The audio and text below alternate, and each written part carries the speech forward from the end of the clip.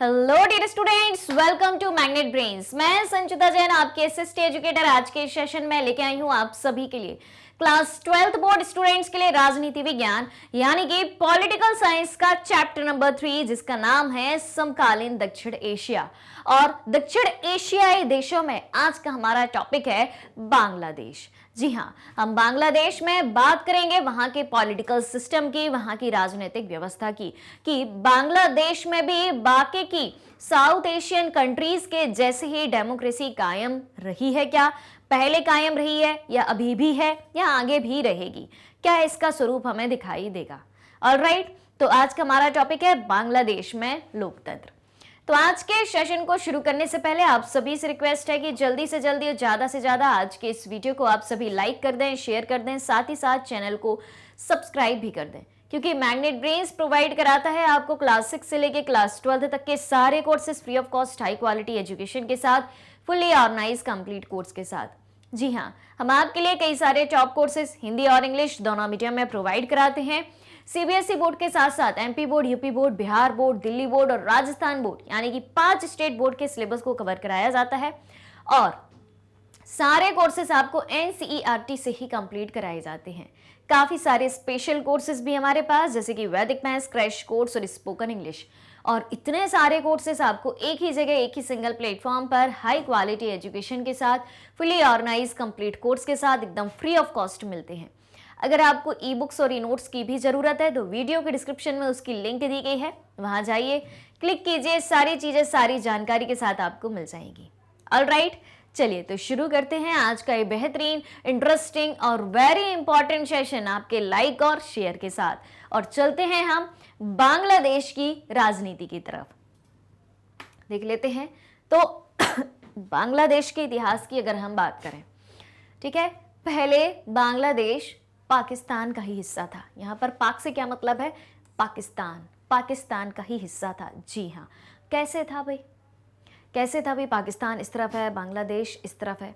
तो भाई हम भारत की अगर हम बात करें, भारत के एक स्टेट की बात करें, वो भी कहाँ की बात करें, भारत में क्या है, पश्चिम बंगाल। ठीक है, तो क्या कभी आपने ये सोचा है कि पश्चिम बंगाल को सिर्फ बंगाल क्यों नहीं कहा जाता, पश्चिम बंगाल क्यों कहा जाता है? कभी ये सोचा आपने? बताओ भाई। और अगर पता हो तो रीजन भी बताना है कमेंट करके। हाँ जी, भारत का एक राज्य है पश्चिम बंगाल, ठीक है, और किस दिशा में है, किस दिशा में है, पूर्व दिशा में है। ठीक है, जब हम भारत के नक्शे की बात करते हैं तो ध्यान से सुनिएगा, बहुत ही छोटा सा नक्शा यहां पर मैं बना रही हूं। ठीक है, ये कौन सी दिशा होती है, ये कौन सी दिशा है हमारी, ये पूर्व दिशा है और ये पश्चिम दिशा है। ध्यान से सुनना भाई, बहुत बेहतरीन कंसेप्ट बता रही हूं। ठीक है, जो भी डाउट होंगे सारे डाउट क्लियर हो जाएंगे, नई जानकारी आपको मिलेगी। और लाइक शेयर करना नहीं भूलना है, क्योंकि क्लास अपनी स्टार्ट हो चुकी है और रोज रात को 10 बजे आपकी क्लास 12th की पॉलिटिकल साइंस की class magnet brains Hindi medium पर चलती है और मैं ही आपको पढ़ाती हूँ। ठीक है, तो भाई ये दिशा है पूरब, ये दिशा है पश्चिम, और पश्चिम बंगाल भैया इस तरफ है, तो उसको पूर्वी बंगाल कहना चाहिए। या फिर सिर्फ बंगाल क्यों नहीं कहा जाता, सिर्फ बंगाल क्यों नहीं कहा जाता है भाई? बाकी के जितने प्रदेश हैं उसमें तो पूरा पश्चिम कहीं लिखा दिखाई नहीं देता है, हैं? बताओ भाई, क्या मध्य प्रदेश को पश्चिम मध्य प्रदेश कहते हैं? नहीं कहते ना, बीचों बीच स्थित है इसलिए मध्य प्रदेश कहते हैं। उत्तर प्रदेश ऊपर स्थित है, उत्तर में स्थित है इसलिए उत्तर प्रदेश कहते हैं। जम्मू कश्मीर को जम्मू कश्मीर ही कहते हैं। कन्याकुमारी को कन्याकुमारी कहते हैं, तमिलनाडु को तमिलनाडु कहते हैं, केरल को केरल कहते हैं, महाराष्ट्र को महाराष्ट्र कहते हैं। पर बंगाल जो है, पश्चिम बंगाल जो है, पूरब में स्थित है, और पश्चिम बंगाल क्यों कहा जाता है? ये बात है ना। तो सुनो भैया, अब सुनो, कहानी सुनो। ठीक है, ये देखो, ये है पूरा का पूरा आपका बांग्लादेश। ये क्या है ध्यान से सुनना, ये जो है पूरा का पूरा आपका क्या है, बांग्लादेश।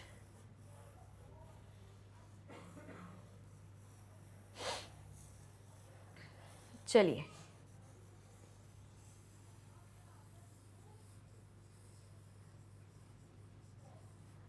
ये रहा आपका क्या, बांग्लादेश। ये बात तय हो गई, ठीक है भाई। बांग्लादेश की राजधानी क्या है, ढाका है, ठीक है। यह है ढाका इसकी राजधानी, ठीक। तो अब सुनो भाई, इधर क्या है आपका, इधर क्या मिलेगा आपको, इतने भाग में क्या मिलेगा, इधर वेस्ट बंगाल मिलेगा, यहां पर पश्चिम बंगाल मिलेगा, ठीक। अब ध्यान से सुनना, अब जो है, अब ये पूरा पश्चिम दिशा अपन हटा देते हैं, ठीक है। अपन सिर्फ बनाएंगे क्या, भारत। अब दिशाएं तो आपको पता चली गई हैं कि कौन सी दिशा पूरब है, कौन सी दिशा पश्चिम है, ये बात तो आपको पता चल गई, ठीक।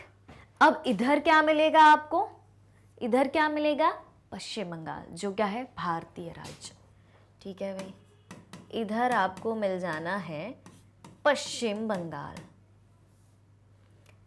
थोड़ा और छोटा लिखा जाए क्या, ठीक है भैया। इधर मिलेगा आपको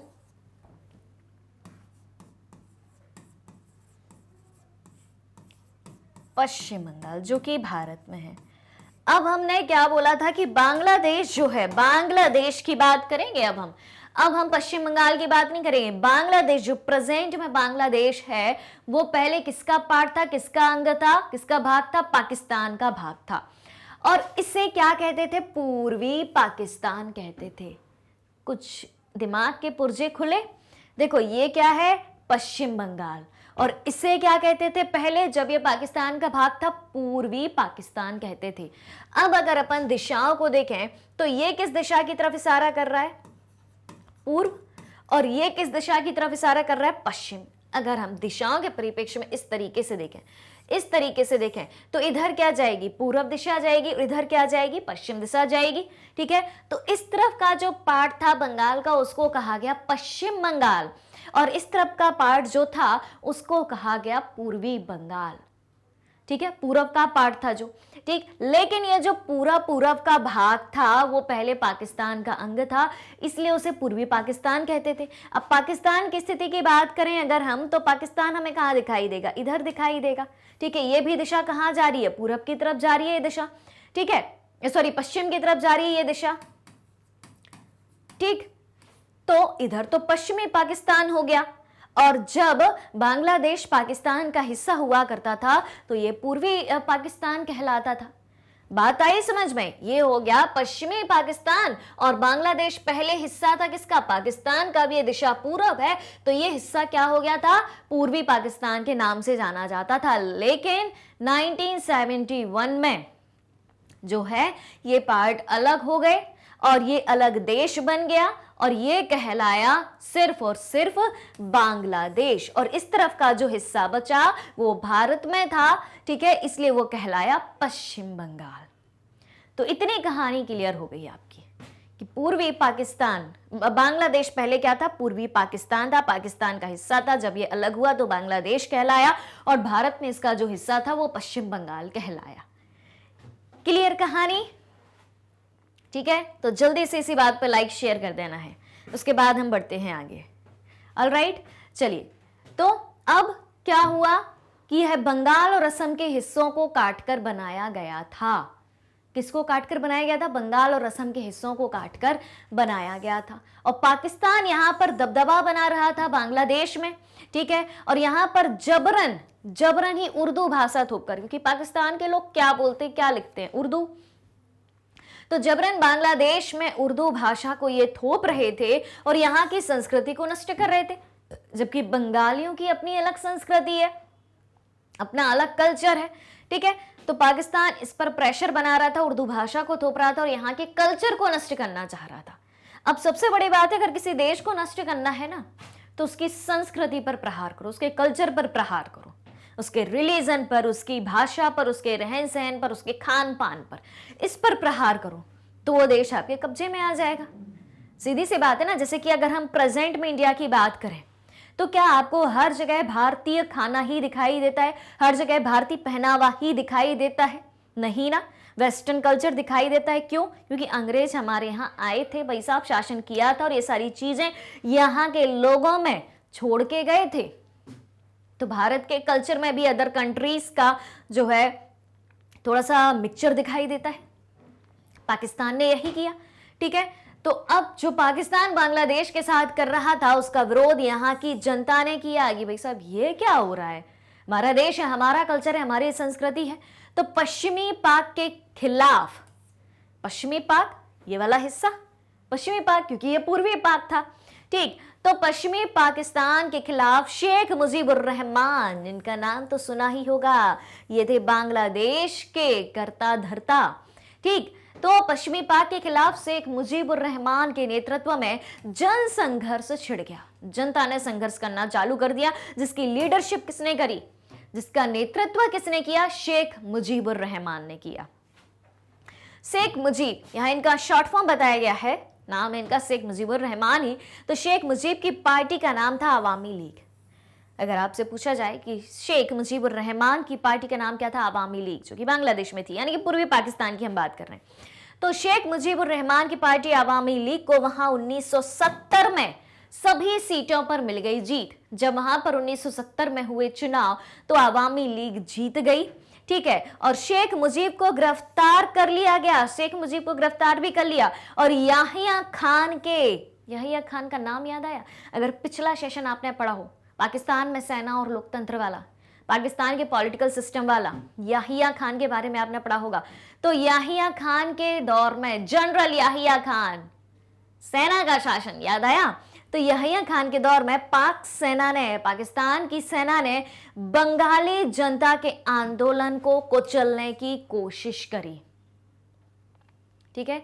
बंगाली जो आंदोलन कर रहे थे शेख मुजीबुर रहमान के नेतृत्व में, और शेख मुजीबुर रहमान की पार्टी 1970 में अवामी लीग चुनाव जीत भी गई थी। अब ये किससे बर्दाश्त नहीं हो रहा था, पाकिस्तान से बर्दाश्त नहीं हो रहा था। तो उस समय जनरल याहिया खान के नेतृत्व में जो उनका सेना शासन चल रहा था, उनने क्या किया, शेख मुजीबुर रहमान को गिरफ्तार कर लिया और पाक की सेना ने बंगाली जनता के आंदोलन को कुचलने की कोशिश करी।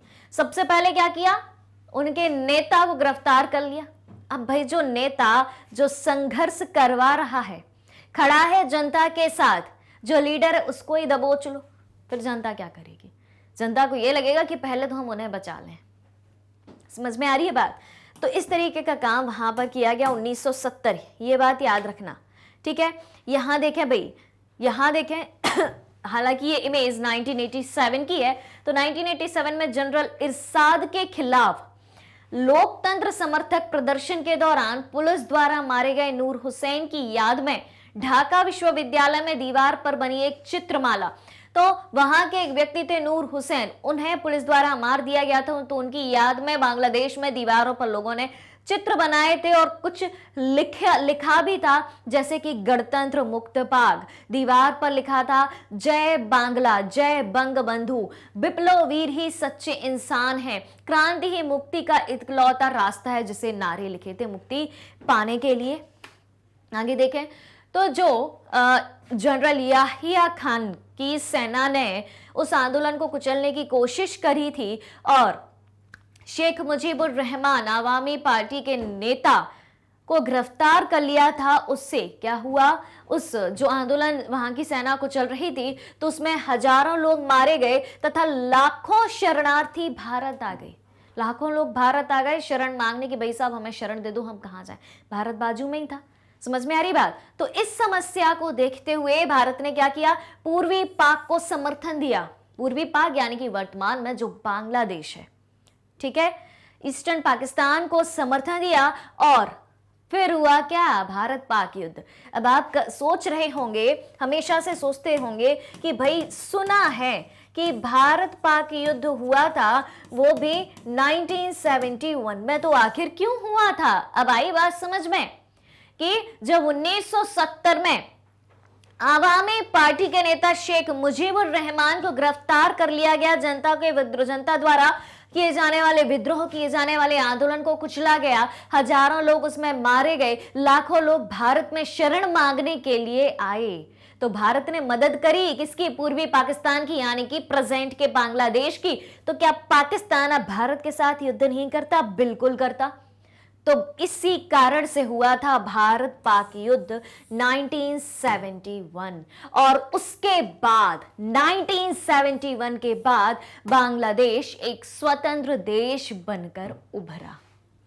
तो समझ में आई कहानी। भारत में स्थित राज्य पश्चिम बंगाल के बारे में, बांग्लादेश के बारे में, पूर्वी पाकिस्तान क्या था, भारत पाकिस्तान युद्ध क्यों हुआ।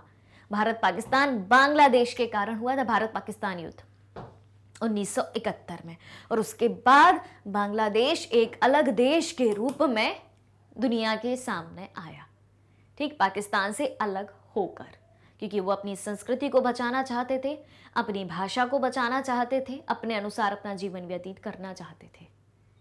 क्लियर है कहानी यहां तक की। तो यहां से एक चीज और समझ में आती है कि पाकिस्तान ने बांग्लादेश में भी, क्योंकि पहले वो पाकिस्तान का हिस्सा था, पूर्वी पाकिस्तान था, तो वहां पर भी लोकतंत्र को चलने की कोशिश करी थी, ठीक है। और जनरल याहिया खान ने सेना का शासन थोपने की कोशिश करी थी, अपनी सेना को पहुंचा दिया था, क्योंकि वहां ये लोकतंत्र चाहते ही नहीं है। खासतौर से कौन? पाकिस्तान की सेना, पाकिस्तान के जो भी जनरल हैं, सेना के लोग हैं, सेना के ऊंचे पदों पर बैठे व्यक्ति हैं, जो वहां के धर्मगुरु हैं और बड़े बड़े भूस्वामी हैं, अमीर व्यक्ति हैं, ठीक। वो नहीं चाहते कि यहां पर डेमोक्रेसी, वो चाहते हमारा शासन हो। क्लियर? डेमोक्रेसी होगी तो जनता का शासन होगा, फिर कैसे भाई चलेगा काम। समझ में आई बात यहां तक की? कोई डाउट? कोई डाउट हो तो फौरन कमेंट करके बताइए, आपके हर एक सवाल का जवाब दिया जाएगा। तो भाई भारत, पाकिस्तान और बांग्लादेश की जो कहानी है वो तो क्लियर हो गई होगी, ठीक है, कि आखिर क्यों पाकिस्तान हमारा हर तरफ से इतना घोर शत्रु बन के बैठा है, ठीक है। चलिए, तो आज की कहानी बांग्लादेश की थी, वो यहीं पर खत्म होती है। कल मिलेंगे हम भारत की एक और नेबरिंग कंट्रीज के साथ, यानी कि दक्षिण एशियाई कंट्री के साथ, जो है नेपाल, और जानेंगे कि क्या नेपाल में शुरू से लोकतंत्र था या अभी अभी लोकतंत्र आया है। अगर अभी लोकतंत्र आया है तो पहले किस प्रकार का शासन था। ऑलराइट, चलिए तो चलते हैं और मिलते हैं अगले सेशन में। जल्दी से नोटिफिकेशन बेल आइकन को प्रेस कर दीजिए, ताकि जैसे ही नेक्स्ट वीडियो अपलोड होता है उसकी जानकारी आपको तुरंत ही मिल जाए और आप हमारे साथ तुरंत ही जुड़ जाएं। तो अगर आप हमारे डेली के लाइव सेशन और रिकॉर्डेड सेशन से जुड़ना चाहते हैं, सारी चीजें उपलब्ध हैं मैग्नेट ब्रेन्स के यूट्यूब चैनल, वेबसाइट और एप्लीकेशन पर। मैग्नेट ब्रेन्स इंडिया का number 1 100% free online education platform है। इसके अलावा अगर आप ई बुक्स और ई नोट्स भी चाहते हैं, उसकी लिंक भी वीडियो के डिस्क्रिप्शन बॉक्स में दी गई है, वहां से आप अवेल कर सकते हैं, सारी चीजें सारी जानकारी के साथ प्राप्त कर सकते हैं। हमारे पास आपके लिए कई सारे टॉप कोर्सेस इंग्लिश और हिंदी दोनों मीडियम में उपलब्ध हैं। सीबीएसई बोर्ड के साथ साथ दिल्ली, बिहार, यूपी, एमपी और राजस्थान बोर्ड के सिलेबस को भी कवर कराया जाता है, और सारे कोर्सेस आपको एनसीईआरटी से ही कंप्लीट कराए जाते हैं। काफी सारे स्पेशल कोर्सेज भी हैं, जैसे कि वैदिक मैथ्स क्रैश कोर्स और स्पोकन इंग्लिश, और इतने सारे कोर्सेज आपको एक ही जगह, एक ही सिंगल प्लेटफॉर्म पर हाई क्वालिटी एजुकेशन के साथ, फुली ऑर्गेनाइज कंप्लीट कोर्स के साथ एकदम फ्री ऑफ कॉस्ट मिलते हैं। मैग्नेट ब्रेन्स यूट्यूब के अलावा अदर सोशल मीडिया प्लेटफॉर्म जैसे कि फेसबुक, इंस्टाग्राम, ट्विटर, व्हाट्सएप पर भी है। आप हमें यहाँ भी फॉलो कर सकते हैं, यहाँ से भी सारी जानकारी प्राप्त कर सकते हैं। तो आज के ये सेशन को ज़्यादा से ज़्यादा लाइक और शेयर करते हुए चैनल को सब्सक्राइब भी करना है। हमारे साथ बने रहिए, जुड़े रहिए, पढ़ते रहिए, खुश रहिए। Thank you so much.